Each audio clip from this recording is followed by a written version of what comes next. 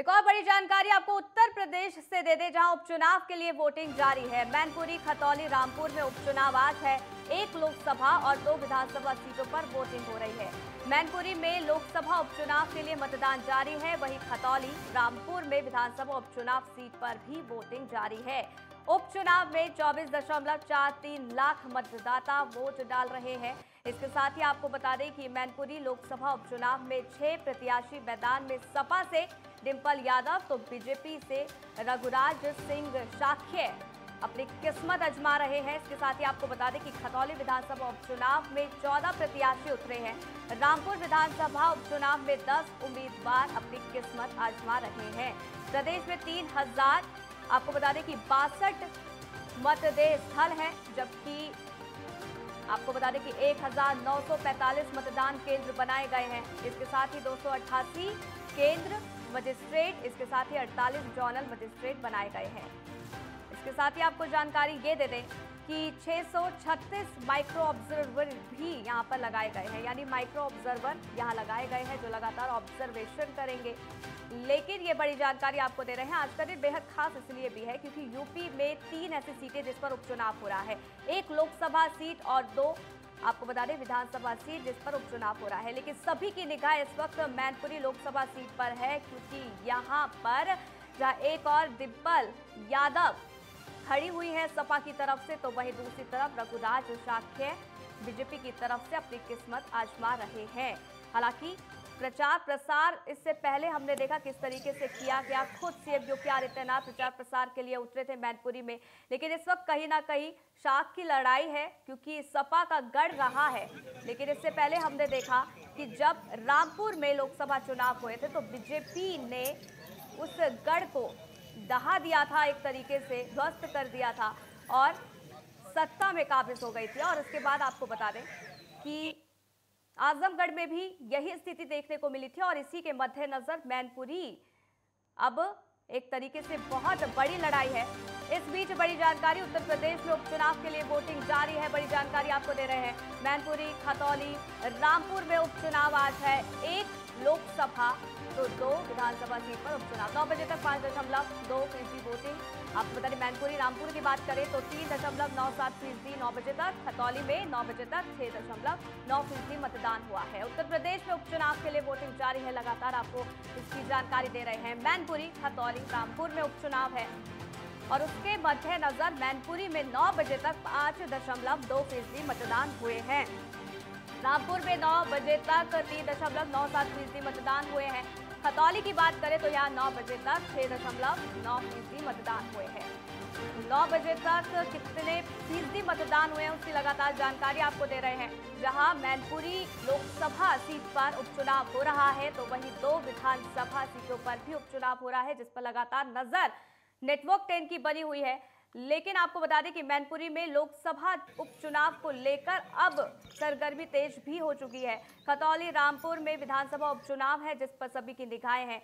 आपको बता दें कि उपचुनाव में 24.43 लाख मतदाता वोट डालेंगे और मैनपुरी लोकसभा उपचुनाव में 6 प्रत्याशी मैदान में है, जहां सपा से डिंपल यादव तो बीजेपी से रघुराज सिंह शाक्य है। और सभी की निगाहें मैनपुरी उपचुनाव को लेकर ही है, क्योंकि यहां से डिंपल यादव मैदान में उतरी है तो वहीं दूसरी ओर बीजेपी से रघुराज सिंह शाक्य मैदान में है और दोनों ही लोग अपनी जीत का दावा कर रहे हैं।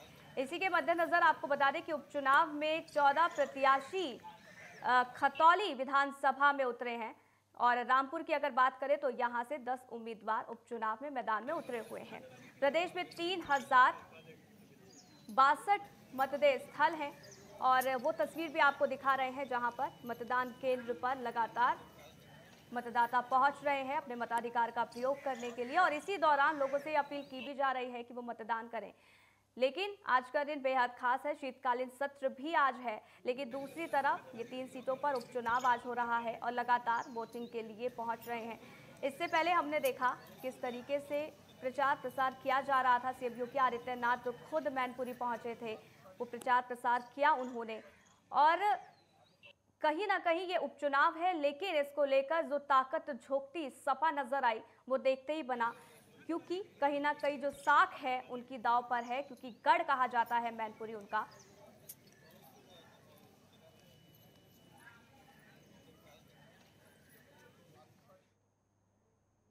तो अवनीश मिश्रा हमारे संवाददाता हमारे साथ लाइव जुड़ गए हैं, जरा जानकारी उनसे ले लेते हैं। मैनपुरी में उनकी मौजूदगी है। देखिए, इस वक्त जो रण है पूरी तरीके से सज चुका है आज, क्योंकि मतदान हो रहा है और इससे पहले हमने देखा कि किस तरीके से प्रचार प्रसार किया गया। इस सीट पर सभी की निगाहें हैं क्योंकि डिंपल यादव यहाँ से हैं और एक तरफ रघुराज शाक्य यहाँ से हैं। क्या कुछ आप देख पा रहे हैं, लोगों में कितना उत्साह मतदान को लेकर? बिल्कुल सपना, कहीं ना कहीं आपको बता दूं, मैनपुरी में देखिए लोकसभा का उपचुनाव लगातार हो रहा है। लोग अपने घर से निकल रहे हैं, अपने मत का प्रयोग कर रहे हैं। लगातार लोग जो है मत स्थल पर पहुंच रहे हैं, अपने मत का प्रयोग कर रहे हैं। जहां रघुराज सिंह शाक्य चुनाव मैदान में है तो वहीं सपा से डिंपल यादव चुनाव मैदान में है। दोनों ही पार्टी के बड़े बड़े दिग्गज नेता हैं जिनकी किस्मत ईवीएम में कैद हो रही है। 8 तारीख को वो किस्मत सामने नजर आएगी कि किसके सर पर वो सेहरा सजेगा। हालांकि आप देख सकते हैं मेरे बीच में डाल रहे हैं और आखिर क्या मुद्दा रहेगा लोगों का, मैं जानूंगा। देखिए, ये जा रहे हैं भाई साहब हमारे साथ में। क्या नाम है आपका? प्रेमचंद साहब। प्रेमचंद जी, आप वोट डालने जा रहे हैं, क्या मुद्दा लेके वोट डालने जा रहे हैं? विकास का मुद्दा। विकास का मुद्दा, क्या क्या विकास लगता है यहाँ? विकास तो सड़कों का जो विकास दिखाई दे रहा है वो है। अच्छा, हाँ। और तो क्या नाम है आपका?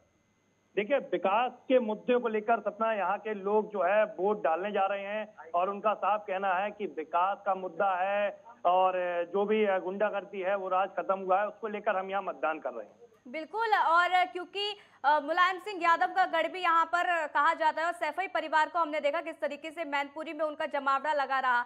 लगातार सभाओं पर सभाएं होती रही, रैलियां होती रही, साफ तौर पर देखा गया। लेकिन कहीं ना कहीं उनकी साख की लड़ाई है क्योंकि इससे पहले भी हमने देखा रामपुर लोकसभा के चुनाव हुए थे, बीजेपी जीत गई थी वहां से। आजमगढ़ वो गढ़ था, वहां पर भी बीजेपी जीत गई। इस बार लड़ाई किस ओर नजर आ रही है आपको? बिल्कुल सपना, कहीं ना कहीं आपको बता दूं, समाजवादी पार्टी का गढ़, ये गढ़ कहा जाता था। 26 साल से इस मैनपुरी में सपा का कब्जा रहा।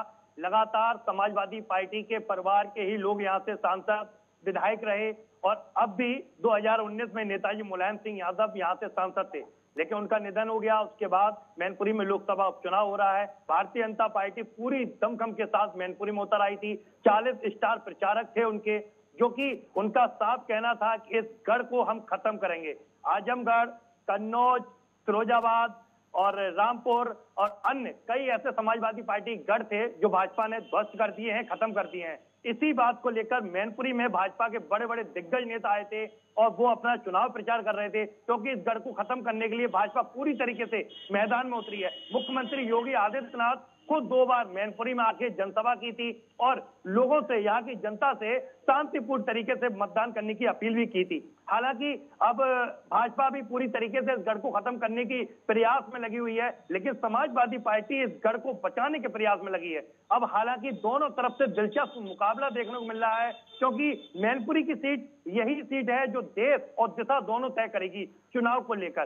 तो हालांकि दोनों प्रत्याशी पूरी तरीके से चुनाव मैदान में थे, मतदान भी हो रहा है लगातार, लेकिन ये देखना होगा कि समाजवादी पार्टी इस मैनपुरी में अपनी साइकिल दौड़ा पाएगी या भारतीय जनता पार्टी इस मैनपुरी में अपना कमल खिला पाएगी। बिल्कुल अवनीश, ये देखना भी बेहद दिलचस्प होगा क्योंकि कहीं ना कहीं जो कॉन्फिडेंस है वो लूज होता तो नजर आ रहा है एसपी पार्टी का, क्योंकि जिस तरीके से उनका अगर एक एक कर ध्वस्त होता जा रहा है। खुद अगर बीजेपी की बात करें तो सीएम योगी आदित्यनाथ की भी अगर बात करें तो उन्होंने भी साफ तौर पर यह कहा कि एक एक कर उनका जो किला है वो ध्वस्त तो किया ही जा रहा है और ये वाला किला भी ध्वस्त कर देंगे। इस तरीके की बातें सामने आ रही हैं। बिल्कुल सपना, कहीं ना कहीं जैसा कि मुख्यमंत्री योगी आदित्यनाथ जब मैनपुरी में सभा को संबोधित करने आए थे तो उन्होंने साफ कहा था कि शिवपाल सिंह यादव पर लेकर उन्होंने पेंडुलम कहा था। समाजवादी पार्टी पर कई तरीके के उन्होंने कटाक्षबाजी की थी, लेकिन हालांकि समाजवादी पार्टी ने भी भाजपा पर जमकर निशाना साधा था। लेकिन हालांकि समाजवादी पार्टी मुख्यमंत्री योगी आदित्यनाथ खुद मैनपुरी में जब आए तो उनका भी कहना था कि इस किले को हम समाप्त करेंगे। हालांकि उन्होंने कई 40 स्टार प्रचारक थे जिसमें बड़े बड़े उनके सांसद, विधायक, केंद्रीय मंत्री भी थे। उन्होंने आके मैनपुरी में मोर्चा संभाला था, डोर टू डोर प्रचार किया था और जनता से वोटों की अपील भी की थी रघुराज सिंह साहब के लिए। हालांकि लगातार भाजपा भी इस किले को खत्म करने के कयास में जुटी हुई है, तो वहीं समाजवादी पार्टी इस किले को बचाने के कयास में जुटी हुई है। बिल्कुल, लेकिन चाहे ये एक सीट पर उपचुनाव हो रहा हो, लेकिन जिस तरीके से यहाँ पर तमाम दिग्गज नेताओं का जमावड़ा बना रहा, सैफई का पूरा परिवार एक साथ नजर आया। देखिए, मुलायम सिंह यादव के जाने के बाद जो नहीं हो सका वो यहाँ देखा गया। किस तरीके से चाचा शिवपाल भी अखिलेश यादव के साथ मौजूद रहे, डिंपल यादव के लिए प्रचार प्रसार करते नजर आए। तो कहीं ना कहीं सैफई परिवार पूरी तरीके से एक होता नजर आया, क्योंकि अब सभी की निगाहें मैनपुरी सीट पर ही है कि कहीं उनसे ये सीट ना चली जाए। और अगर ऐसा हो गया तो कहीं ना कहीं कार्यकर्ताओं का जो कॉन्फिडेंस है वो भी कहीं ना कहीं लूज होता नजर आएगा।